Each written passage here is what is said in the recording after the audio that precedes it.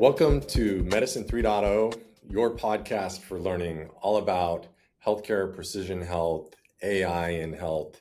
Today, I am very excited to have my co-founder and the CEO of Bionic Health, Robbie Allen.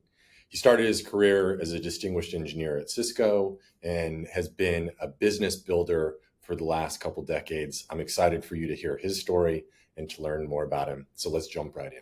Hey, Robbie, thanks for coming on the podcast. Hey, Jared, glad to be here. It's like I never see you, so I know. I'm excited to actually, face to face like this. I know. I think it's our first time doing something like this. So. It is our first time doing something like this. We've watched each other be grilled and interviewed, but I've never actually had the chance to like grill you, so this is going to be fun. Yeah, nice.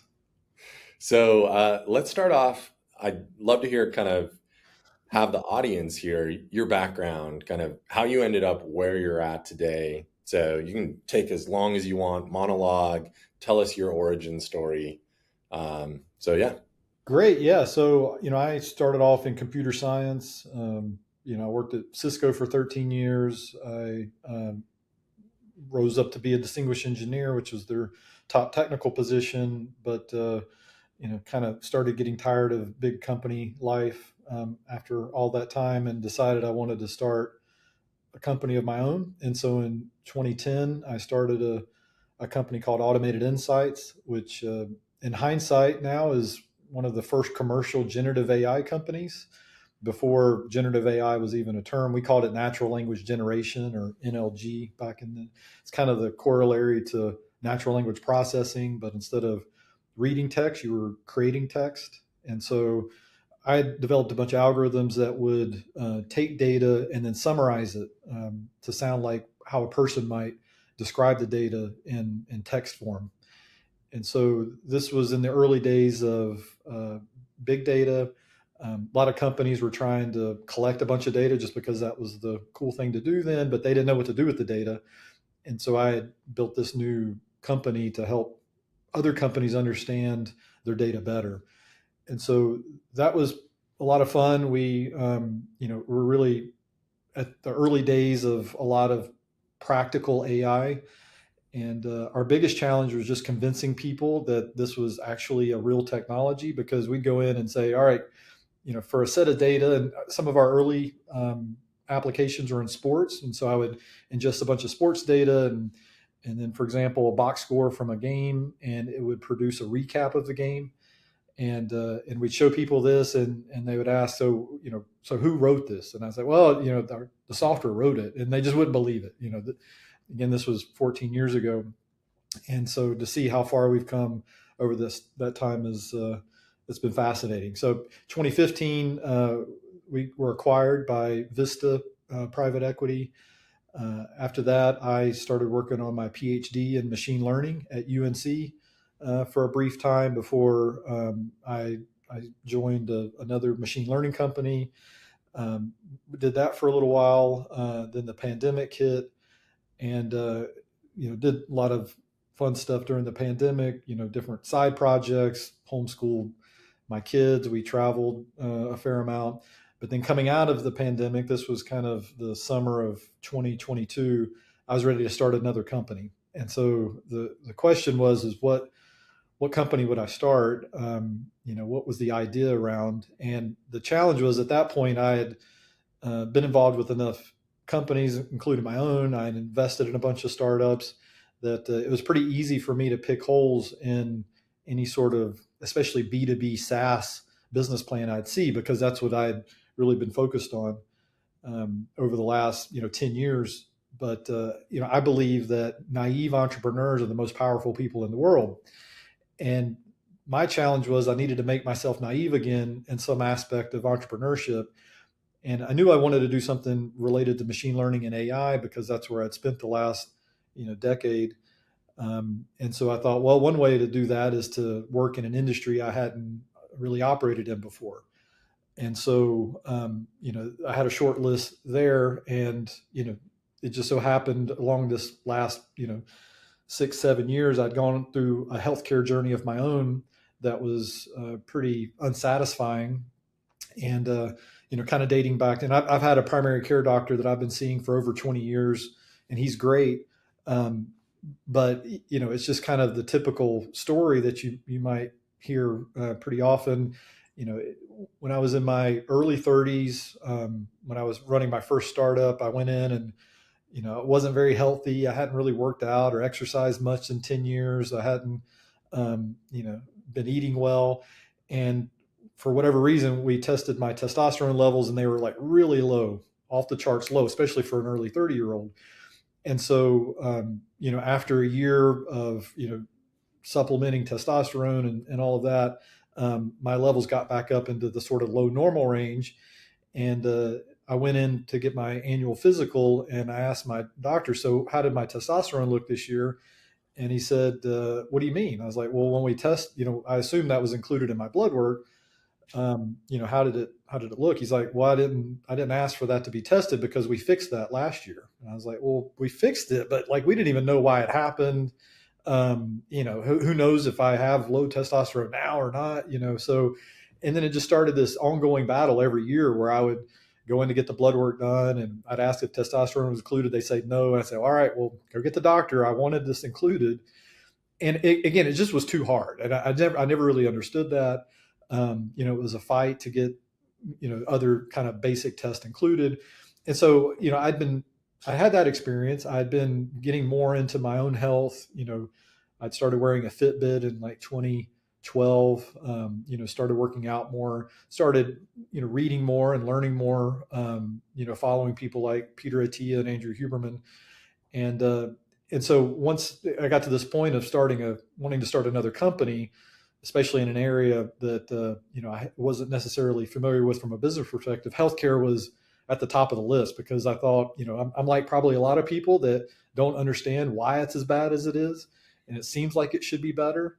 And I knew, there's lots of people that would tell me that I was crazy for wanting to get into healthcare because it's so difficult and it's so hard to change. But like, I didn't know why that was. And so, in other words, I was pretty naive as to why I can't make a difference in healthcare. And so that was, what led me down the path of really wanting to kind of go after doing something around automation in healthcare, to hopefully improve the system. Now, healthcare is a giant industry. With your first business, did you guys ever look at going after healthcare? We typically didn't because of like HIPAA issues, right? Like our whole thing was we needed lots of data. And Yeah. that still tends to be the case in virtually any machine learning application. You need a lot of data. And, if we would explore those areas, we'd quickly run into things like, well, you're not HIPAA compliant. We don't have a HIPAA compliant infrastructure. There's this fairly long list of requirements we'd have to meet if we were actually going to engage in that. So we never really went down that path.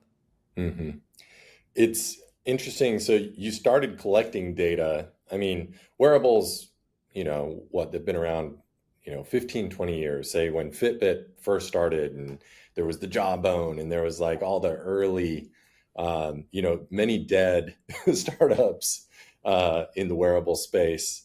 And you started collecting that data. You've been using it for that long. How useful has that data been kind of on your health journey? Yeah, and the funny thing is, so Jawbone was an early customer of ours at Automated Insights. So I remember, and this was again early days. They were, originally, headphones and that type of thing, but then they wanted to get into the wearable space, and that was the one area where we thought, well, lots of data. It's not necessarily covered under HIPAA, so we could potentially apply our algorithms to that space. And so we actually did go down that path.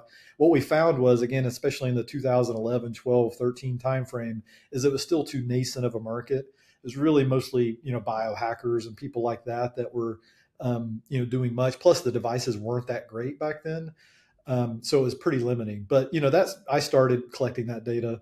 And I was always very underwhelmed, and I still am to this day. In fact, I currently wear an Oura Ring and an Apple Watch. I wore a Fitbit for over 10 years.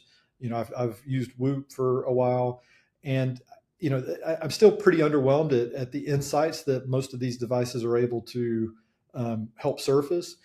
And then I remember going into my primary care doctor, the same one I mentioned earlier, in one year, and saying, "Hey, I've got 10 years of this Fitbit data. Can I make it available to you?" And he's like, "No, it's okay. I don't need it." And so, it wasn't very helpful there. um, for me now, I've kind of organized all of my wearable data and my healthcare data. In fact, anybody can go check it out at bionic.robbieallen.com. So if you go to that URL, it takes you to a Google sheet where I've got all of my data. And so I'm one of those that I don't really care who sees my all my biomarkers and all my health data. In fact, I wanted to share it to hopefully help spur on the discussion around looking at this data, analyzing the data. What can you use from it? And so to answer your question, is it useful to me all these years later? Well, because I started as a Fitbit person, step counting was a big thing for me. I've since learned like Apple Watch and others, not as focused on steps, it's more activity, which is totally fine. But I kind of use steps as a anti-sedentary measure. Am I at least getting a certain number of steps a day? Not because I think 10,000 is the right number or 8,000 or whatever, but it's just because like if I got 10,000 steps in a day, I know I was moving around sufficiently. And I just kind of like that for me. And so, yeah, I've been tracking, step data. I have, pretty detailed step data back to 2016. Started collecting sleep data then. And so it's mostly interesting to me to track trends over time. It's not as much like what happened this week. I kind of have a good sense of that, but it's like, sure enough, every summer, starting in June, going through August, my steps increase, to a certain level. It kind of helps me know year to year, as you get older, especially I'm 47 now. I'd like to kind of maintain my level of activity. And I think it's very easy for things to start to decline imperceptibly. Like you wouldn't even know it unless you were looking at that. Or maybe over time, your sleep is gradually getting worse. And, a couple of years later, you're like, wait a second, I just don't sleep as much now as I did 2 years ago, I don't think. But you don't really have the data to back that up. And so to me, it's mostly interesting to kind of look at those long-term trends. Yeah, that makes a lot of sense. I mean, it's interesting as you look at health over time. There's like this gradual slope decrease that you see, and so it's useful to see that. And then we're all most likely going to go through these episodes where we see sharp decreases, where we have injury or surgery or illness. And knowing where you were is so helpful to try to get back up at least as close as you were to your previous baseline. And if you don't know what that is, it's pretty impossible to shoot for a target you don't know. You've been tracking data. You decide, I want to work in healthcare. You and I have known each other for years. I still remember you reaching out and pinging me about meeting at Starbucks, and it was a beautiful spring morning. Ideas were flying, like, magical startup story. But, I think I'm curious, as you kind of talk to different people at that time, and you started kind of thinking about where you might want to put your energy, because both you and I take this stuff super serious. Like if you're going to build a business, you got to plan on a decade or 2 decades. Like this is a big effort to go after. And before kind of throwing yourself into an effort like that, what were some of the things that you were thinking about? What were some of the decisions you were making to say, okay, I want to work on this, and this is the right time to work on it? So the first thing was like, what's the general industry? Because that kind of then rules in and out different types of people you may be able to work with or not. As soon as I was, kind of sold on doing something in healthcare, I then needed to find somebody that I knew and trusted in healthcare. And you were at the top of the list. Lucky you. It was, we had that great experience when, I was your independent board member at iScribes. You were just the perfect combination of, I needed, if I was going to get something in, get involved in something that really required a expert physician level understanding of what was going on. It needed to be a doctor. It needed to be somebody, and ideally somebody that, had practiced before and understood, all the challenges with, taking care of people and all of that. But then, and so you obviously check that box. But then the other piece was you're a technologist and you're an entrepreneur. And so like all of those, it was, a little bit different for me because like with my first startup, I was a solo entrepreneur. And sure, I'd built a great team, and they filled in a lot of the gaps that I had. But at the end of the day, when you're the solo entrepreneur, there's people look to you for everything, whether it's any questions on culture or any questions on the business or the technology or all that stuff. I had to kind of be ultimately the person that answered those questions. And so this time around, when I was thinking about another company, I thought, well, I totally would be open to not being the one and only person, because there's a lot.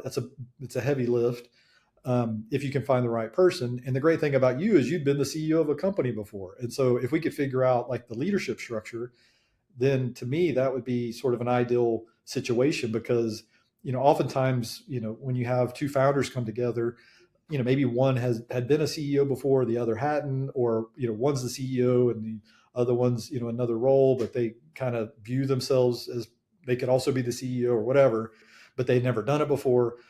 We had both gone down that road, and frankly, one of the early questions is like, all right, you be the CEO. It's like, no, you be the CEO. It's like, I'd rather you be the CEO. I was like, I'll just be the CTO. And so, Yeah. I think that kind of set the stage well for us getting started. Yeah, I think that was a good signal. I think that's a good understanding. Like both people really understand how hard the job of CEO is, when both people are like, no, I'd rather not. How about you? And that's, and again, it's been great with you on this, because you understand. I mean, like, you're very understanding of like the position I'm in, and I try to be understanding of your role. I think there's a kind of mutual respect there that's sometimes harder to have if you hadn't kind of lived in those shoes before. Yeah, yeah. No, much easier the second time around with all the understanding, and we've built an awesome team. So when you decide, okay, this is the space, this is the general industry, this is the person I'm going to like co-found this with. And, you and I, we whiteboarded all sorts of different ideas. We talked about little point solutions and widgets. And when we sat down and we looked at that whiteboard, this is when I'm like, we're both crazy, because we both were like, no, let's do the hardest thing on that Yeah. board. But I'd love to hear kind of your kind of recollection of like why you felt drawn to the problem we're trying to solve, and why you thought we could be successful at it. Yeah. Again, I had an idea that, so I knew I would enjoy working with you again. And this was something that I was, innately interested in, like I said, around personal health and, and that. And obviously, like, I'm really a believer in the future of AI and machine learning and the impact that's going to have on society. And so I wasn't that interested in doing kind of a niche thing. Again, we could have picked something that would be, require less capital, would have been much quicker time to market, would have been, quote, a lot easier. Um, but that just wasn't as interesting to me. I wasn't looking for like a 1 or 2 year or a 3 year gig. I was looking for, like you said, a 10+ year gig. And so that kind of set itself up for being okay with something that would be harder. Um, and then again, I'm a technologist at my core, and so I get excited about doing things that's not been possible in the past, and especially with the advent of LLMs and the progress that's been made in machine learning in the last few years. I got excited that the notion that you really could start to automate a lot of what doctors and clinicians do was a reality in a way that it's never been in the past. And so for me, that's in my wheelhouse for tackling stuff like that. I mean, early on in my first company, it kind of got lumped into automating journalism, even though that was a little bit misguided. But we'd have lots of stories, including in the New York Times and Wall Street Journal, of the robot holding a pen and writing it, like that kind of accompanied almost every story about automated insights. And um, and but it was kind of a neat, kind of goal to go after. I don't know, can we automate journalism? Can we automate, to what extent can we do that? And now kind of the corollary is, can we automate what it takes to be a doctor? And of course, this isn't like 100%. We're not going to Yeah. automate a doctor in totality, not anytime in the near future, at least. But the thought that we could automate clinical decision support, when all the attempts in the past have been based off of things like decision trees and other things that are pretty brittle in nature, and they've not really worked well. Now, I could see a path that it could be automated in a way that previously unscalable businesses now could be much more scalable, because you could take, for at least clinical based models, you know, generally the number one expense in those models are the physician time. If we can make those physicians significantly more efficient than what they've been in the past, now those previously unprofitable business models, or typically very localized, like just a couple of clinics or a handful of clinics in one area, now you could consider doing something on a much larger scale, much more profitably. And so all of that just was really exciting to me.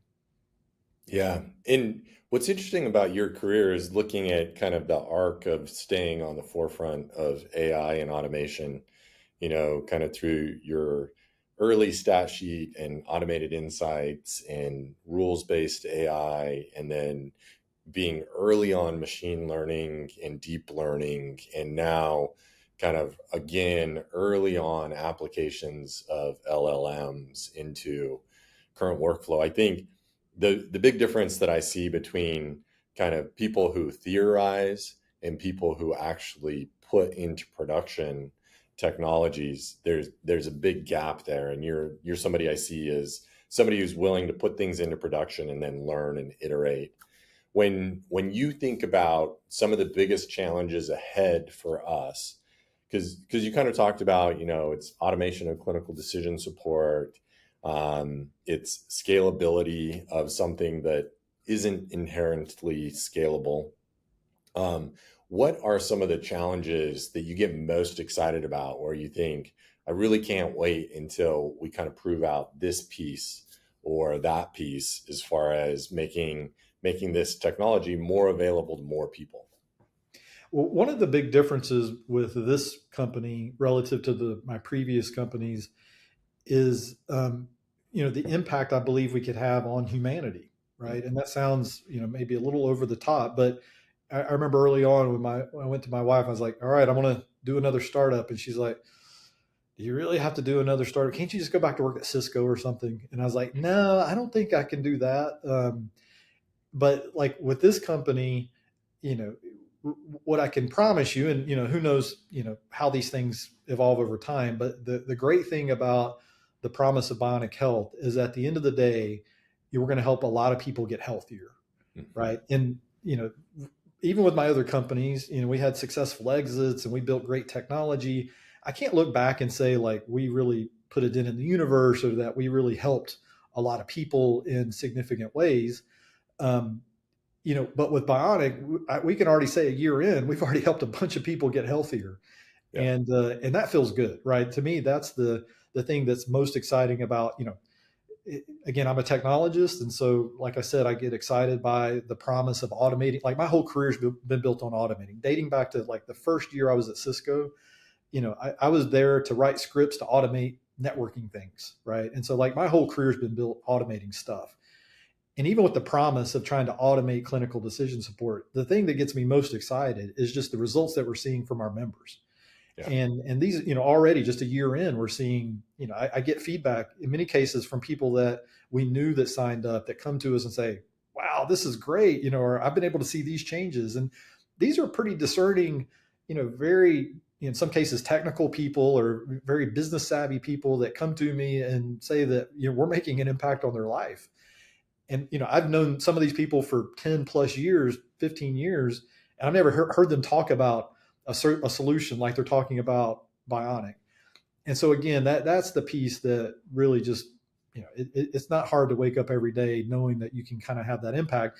And now as we start to really grow aggressively and expand, the promise of an even bigger impact is just right there. Yeah. No, I love, our big, hairy, audacious goal of, 1 million years added of health to people's lives. I think, we've all had loved ones who have gone through the last years of their lives in terrible health. And so the goal to like make those years as healthy as possible and make the healthy years I mean, even if it's not the last years of my life, if I can have 65 to 75 better than my dad had, or than those who went before us, I think it's such an exciting problem to try to tackle. Yeah. So as you think about kind of next steps for Bionic, you know, what are what are the big aggressive goals, or maybe the small iterative goals that you see us trying to go after that are going to make a difference for people around the country? So I feel like we've done a good job over the last year proving out that if you go through the Bionic program, we can make an impact on, not only your future health span, but even how you feel today. Right. And that was necessary. Like when we were getting started, even though you had a great background, you didn't necessarily have the history of being a preventative medicine clinician, that was practicing actively. And so we needed a year to do that and to build that up. And now that we have all these great success stories, I feel like, the program that we've developed and will continue to develop is on the right path. And so the big opportunities for us now is to continue to build out our technology because, I always tell people it's really hard to automate something unless you really understand everything that goes into it. And that's why it's really hard to automate something from scratch unless you really understand the problem well. Yep. And so for us, it would be hard to completely automate the problem. That's why I'm a little skeptical, frankly, of startups in the healthcare space specifically, that out of the gate it's like completely automated solution. Well, I mean, you must really know the problem well, because otherwise it's very hard to automate that. And Yep. it's the same with us. Now that we're a year in, we're in a much better position to build on that framework that we've developed to automate clinical decision support. So that's going to obviously continue to be a key for us, as well as developing tools and technology to continue to help our members, right? So that's the piece that, like I said, I felt has been missing for a long time. And there's more and more solutions that are coming out in this space to help people visualize their wearable data. But like for us, we'll be one of the few places, frankly, in the country where you can have wearable data, you can have all your, biomarker data, you can have things that aren't necessarily blood-based results like DEXA scans and CGM data, your VO2 max, like all of that stuff in one place, under the guidance of a physician. And what we're hopefully helping people do is improve those numbers over time. And so the challenge for us is, presenting that information in a way that's digestible and understandable. And we have lots of conversations internally about how to do that and what's the right way to do that. But then also showing you how you're improving over time so that we can keep people motivated and continue to want to engage in health, because we know that it's really hard to stay engaged with health 24/7, right? We're all, experienced with having taken a week off or taken a month off or even longer, right? But then how do we get you back in? It's totally cool that if you need to take a month off, maybe you go traveling or maybe you just gotten busy, but then feeling good to come back in and re-engage, right? And this model throughout your life of, it doesn't have to be 100% constantly on my healthcare. I don't think that's practical, but having an environment such that you can come in and out as necessary over time, and that we can help you make those changes over time, is going to be super important. And so, that'll be something that, again, we'll continue to work on that. We'll always be working on that. It'll never be solved, but that'll be another key piece, again, especially as we start to open up nationwide and we're seeing, many more people. Yeah, I think one of the most exciting things about this problem that we're trying to solve is that it's one of these hard problems that will take us years to solve, but we get to start giving value to people we already have immediately. I'm going to hit you with a couple rapid fire questions that Uh-oh. you had no idea that are coming. So, but they're not hard ones unless they are, and then they're hard. So if you had to think about one book that you were going to give somebody, what's the one book you would give somebody? I guess with that being the only context, I'd probably say Outlive, just because people that have read Outlive, then they kind of understand the scope of what Bionic offers. Yeah. Um, Okay. And everybody wants to know what your morning routine is. Everyone wants to know what your morning routine is, and you still won't divulge it. So I don't Nobody know if wants I to could know. do that. Nobody wants to know. Everyone wants to know. At least everyone at Bionic Health wants to know. But all right, my morning routine, it's wake up around somewhere between 5 and 6 o'clock. Um, hopefully get up, and I try to get 10 to 15,000 steps in a day. Again, this is my sort of anti-sedentary measure.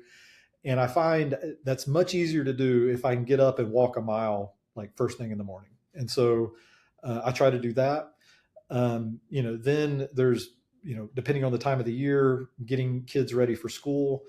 I'll typically have like some sort of small meal slash snack. It could be anything from, eating some leftover protein from the night before, maybe some cottage cheese, something like that. Having my first sort of protein shake, then, um, and then it's off to school or camp or whatever my kids have going on.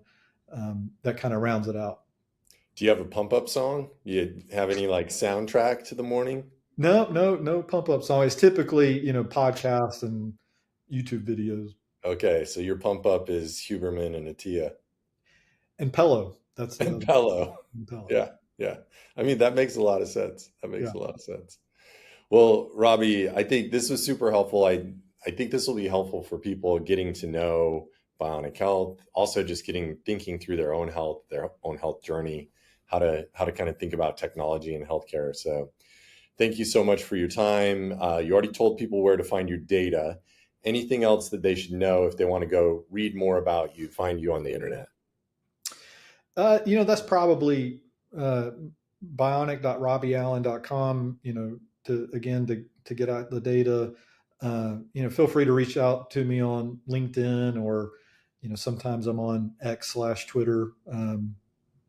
Yeah. All right. Awesome. Thanks so much, Robbie. Take Yeah. care. Thanks.